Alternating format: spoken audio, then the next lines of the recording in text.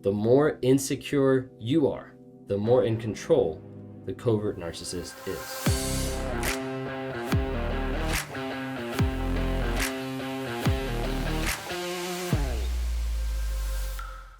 Do you ever feel like you're in competition with someone else? Do you ever feel like there's someone else like in the picture, or maybe the relationship that you're in, you always have the person that you're with talking about another person, whether that's a person at work or a previous partner or whoever it might be?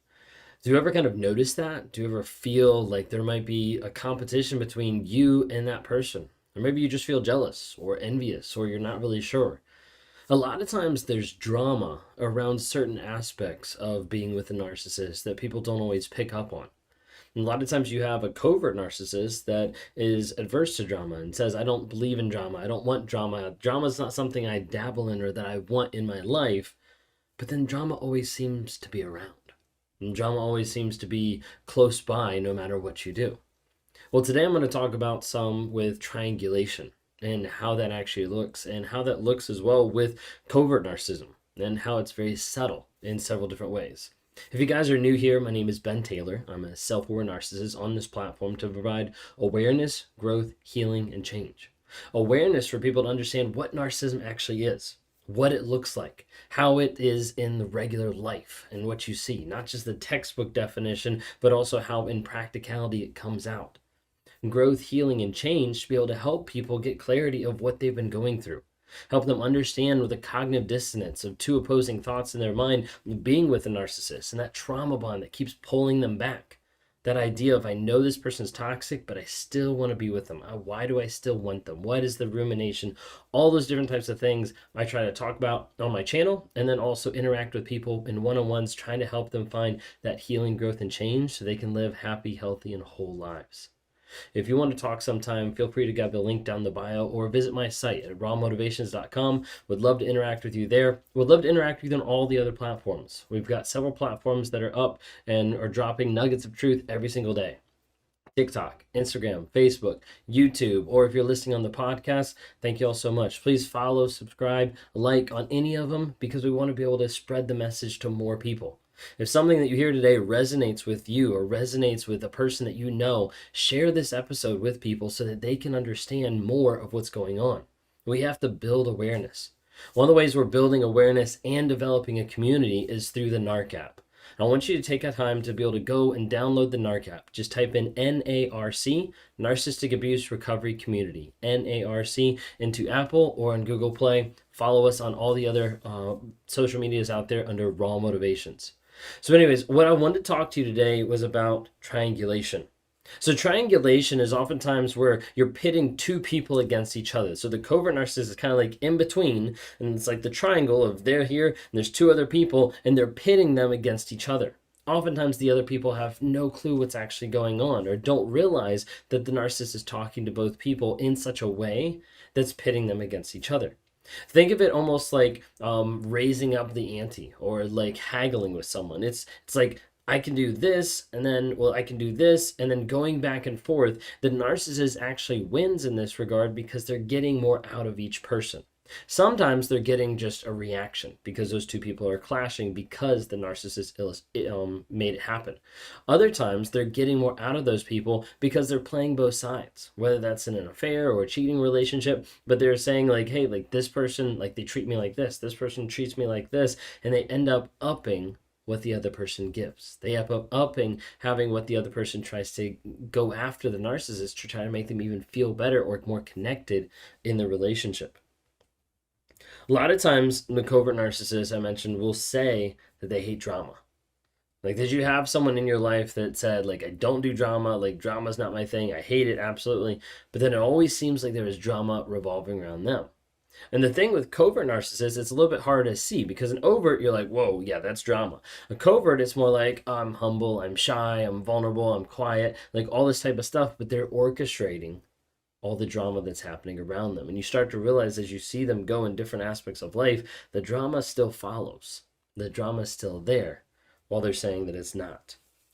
One of the books we've been going through recently is The Covert Passive Aggressive Narcissist by Debbie Mirza. Wanted to be able to touch base on a little bit and kind of explain a little bit here. So it says triangulation is a manipulative tactic where the covert narcissist acts as the messenger between two people. They'll pit others against each other without either of them noticing that the covert narcissist is the one creating the drama. Often, covert narcissists will talk about how they hate drama, put others down for being so dramatic. The truth is that the narcissists create drama, and they do so in such a covert way that victims won't notice. For instance, the covert narcissist might lie and tell a neighbor negative things that you've been saying about them when you haven't said anything at all. Then the covert narcissist will come and tell you that the neighbor has been saying those things about you, which the neighbor never said. The narcissist will word things and play on emotions in that way so that you feel bad for them even having to deal with the stress of the made-up rivalry. Every time you and your neighbor see each other, you both feel anger, hurt, and tension. This can build up over time as the covert narcissist keeps stroking the fire by continuing to feed both parties false information about each other. While this is happening, they'll sit back and watch the animosity grow, maintaining his or her innocent reputation to put to your face and to your neighbors. They will act caring and empathetic to your plight, and this can go on for years. The narcissist is that person in between that's orchestrating it happening. They're orchestrating the whole interaction or frustration that you're having with another person. This is a very popular tactic that narcissists use to isolate you. They'll use this to isolate you from your friends, from your family, in a way that you'd be like, no, they'd never tell me, no, don't hang out with my friends, or don't do this. But a narcissist will use this to isolate in the way of just planting small seeds. Hey, did you hear what this person said about you? Like, oh, you didn't? Like, did you know that they were actually saying this? Oh, you didn't? And you start noticing over time, slowly, the disintegration of it. Of what you know and what you believe about another person slowly gets eradicated, not because they did anything wrong, but because the narcissist slowly put in ideas in your head of something that wasn't true. After a year of dating, Don told his wife Jackie that his sister said Jackie was a bad driver after she spent the day taking her around to different sites while she was in town visiting. Really? Jackie thought. That's a strange thing to say. She knew she was a good driver, and it seemed like she and Don's sister had a great day together. Yes, she also said you make her feel... Yes, cannot read today.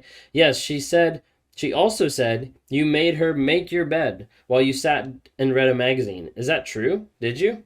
Don asked with an innocent look on his face. What? No, I would never do that. Why would she say that? I don't know. Don continued. He said with an innocent tone as if he felt badly for Jackie. It appeared to her that he was on her side. She was confused. She kept thinking about what he had said. Did I drive recklessly? Did I make her make my bed while I read a magazine? I would never do that. Did I do something that made her feel I wanted her to make my bed? There must be a reason she said all that. Jackie started to question her own reality. She was also devastated. She wanted so much for Don's family to like her. Don later told Jackie that maybe she should try harder with his family. She felt so much pressure and hurt. Over the next several years, she worked hard to connect with his family and let them see who she really was, hoping that they would like her. At times, things seemed really good. But then Don would tell her something else the family said about her. This kept the tension building and made Jackie feel on edge and insecure about his family.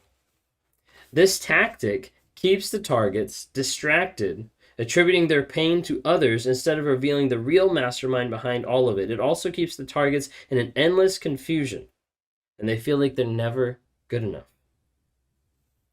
See, what you have to realize is the more insecure you are, the more in control the narcissist is.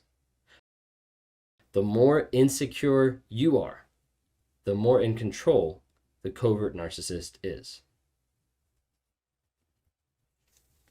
You see, if someone's talking badly about their wife, a healthy husband, anyone like that, the other partner stands up and says, hey, this isn't how we handle this. This isn't how we talk. Covert narcissist doesn't do that. Covert narcissist tries to get that information to the other person, tries to fabricate that information to the other person for the purpose of triangulating and destroying.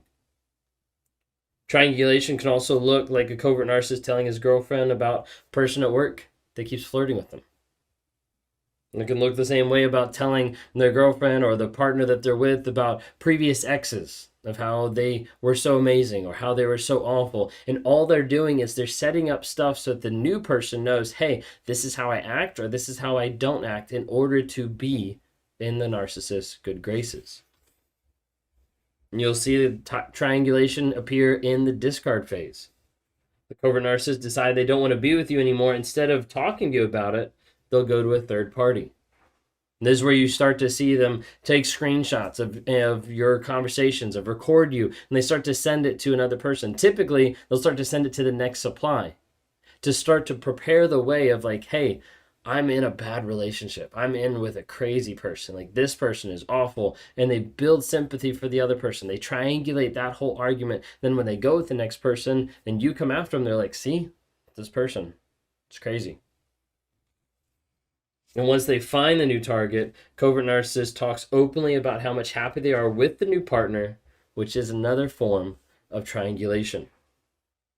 Triangulation happens throughout the relationship with the narcissist in multiple different facets, in multiple different ways. If you're in a relationship today and you feel like you're competing with someone else that's outside the relationship, you have someone that's in the relationship that's sharing private information that you guys talk about with other people out there, you might be dealing with someone who has narcissistic tendencies or this a covert narcissist. If that's true, I want you to get help. Reach out to a therapist or a coach. I would love to talk to you. You can grab a link in a bio or rawmotivations.com. If it's not me because you don't want to talk to a narcissist or you want to talk to someone else, that's totally fine. Find someone to be able to help you understand and to give you the clarity that you need that you're not crazy and that you're not alone.